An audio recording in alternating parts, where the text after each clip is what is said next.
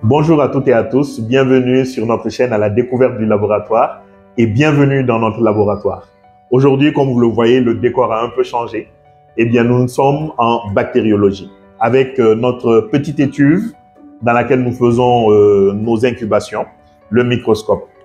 Alors, le but aujourd'hui de cette technique de laboratoire, c'est de vous montrer ce que nous faisons lorsque nous recevons un échantillon d'urine pour un examen cytobactériologique des urines. Il est important de noter qu'il y a différentes étapes dans le traitement de cette analyse. Nous allons faire d'abord la macroscopie, nous allons faire la microscopie et ensuite nous allons faire la culture. Mais aujourd'hui, nous allons parler tout simplement de la macroscopie et de la microscopie. Alors, lorsque nous recevons un échantillon d'urine pour un examen cytobactériologique des urines, un ECBU, la première des choses à faire, c'est de faire la macroscopie. Donc, comme le nom l'indique, on va essayer de voir macroscopiquement ce que nous observons dans l'échantillon d'urine. Donc, l'aspect des urines est important. Il est important de noter également si les urines sont troubles ou pas. Est-ce que ce sont des urines troubles? Est-ce que ce sont des urines légèrement troubles? Ou encore, est-ce que ce sont des urines hématiques? Avec une couleur rouge, n'est-ce pas, présentant, qui démontre la présence de globules rouges, d'hématies, dans les urines. Alors là, nous avons un échantillon d'urine. Si vous regardez, on agite un peu, on observe que ces urines-là ne sont pas claires, elles ne sont pas totalement troubles. Donc, ce sont des urines légèrement troubles. Alors, on a notre cahier de paillasse à côté et on marque cela, urine légèrement trouble. Et on peut également marquer la couleur des urines. Après avoir noté l'aspect des urines, on peut également noter le pH des urines. Donc, ce qui est intéressant de faire déjà, c'est de pouvoir faire ce qu'on appelle la bandelette urinaire. Donc, la bandelette urinaire permettra de montrer est-ce qu'il y a la présence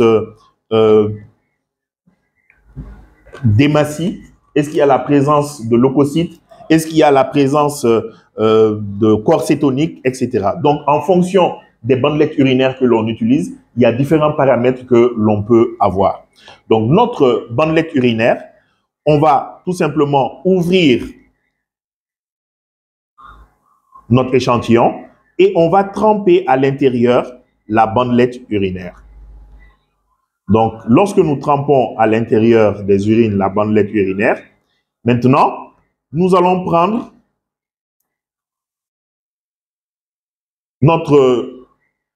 ce sur quoi on va comparer pour voir est-ce qu'il y a présence ou pas de ces différents éléments, de ces différents paramètres qui sont sur notre bandelette urinaire. Et ce qui est intéressant surtout par rapport à l'ECBU, il est important de pouvoir noter le pH des urines.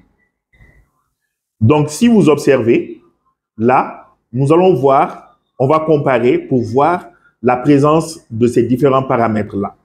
Alors, le pH, c'est à ce niveau-là. Vous voyez, le pH. Donc, on va voir à quel niveau est-ce que nous nous situons par rapport au pH. Pour le pH, par exemple, vous voyez que nous sommes entre cette couleur et celle-ci. Donc, nous sommes environ à 6,5 de pH. Donc, ainsi de suite, pour les différents paramètres, on va noter pour les différents paramètres. Est-ce qu'il y a présence de leucocytes, absence de leucocytes, présence d'hématies, absence d'hématies, etc. Donc, ça, c'est la première partie, à savoir la macroscopie des urines. Alors, la seconde partie, c'est ce qu'on appelle la microscopie. Alors, nous allons prendre une lame que nous allons déposer et nous allons prendre une goutte d'urine que nous allons mettre sur la lame et observer au microscope entre lame et lamelle. Et on va observer. Maintenant, nous avons notre lame. Nous allons écrire le nom du patient. Disons patient 1. Ensuite, nous allons prendre une goutte d'urine que nous allons déposer sur notre lame. Nous déposons la goutte d'urine sur la lame. Lorsque nous avons déposé la goutte sur la lame, nous nous débarrassons de notre embout. Maintenant, nous allons prendre une lamelle. Nous allons recouvrir notre préparation ou notre goutte avec la lamelle.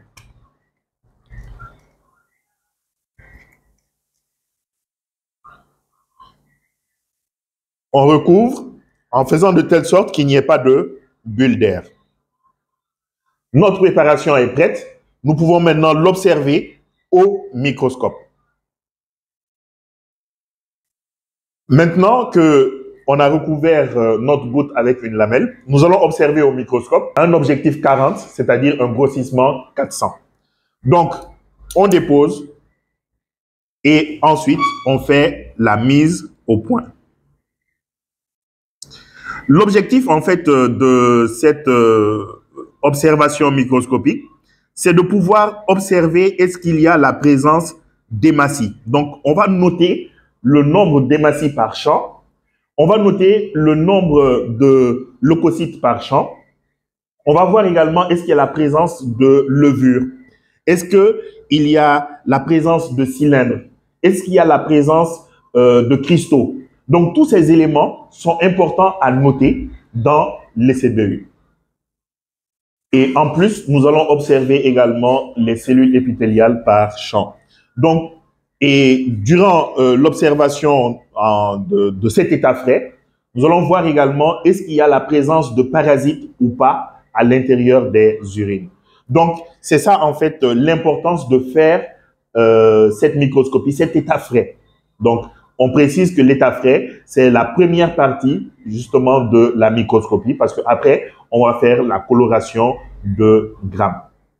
Donc, on va récapituler ce que nous avons vu aujourd'hui par rapport à l'examen cytobactériologique des urines.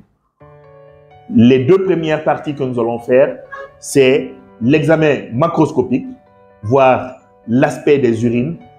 Est-ce que ce sont des urines claires? Est-ce que ce sont des urines troubles? Est-ce que ce sont des urines légèrement troubles? Est-ce qu'elles sont foncées? Ensuite, nous allons faire la bandelette urinaire pour pouvoir déterminer la présence d'hématies, de levures, d'hématies, de leucocytes, mais surtout pouvoir déterminer le pH parce que les hématies et les leucocytes ainsi que les parasites, nous allons faire l'état frais pour pouvoir apprécier leur présence dans les urines. Après avoir fait la macroscopie et la première partie de la microscopie, c'est-à-dire l'état frais, nous allons passer à la coloration de grammes. Bon, nous avons déjà une vidéo qui parle de la coloration de grammes dans les différents détails. Donc, je vous invite à aller voir cette vidéo-là. Comme ça, vous allez savoir comment est-ce qu'on fait une coloration de grammes. Maintenant, la seconde partie, à savoir l'ensemencement, elle fera l'objet d'une autre vidéo. On va vous montrer comment est-ce qu'on va ensemencer et surtout, quel est le milieu de culture que nous allons utiliser. Pour ne pas rater la suite de cette technique de laboratoire, nous vous encourageons à vous abonner et à activer toutes les cloches de notification. D'ici là, portez-vous bien et à très bientôt sur notre chaîne à la découverte du laboratoire.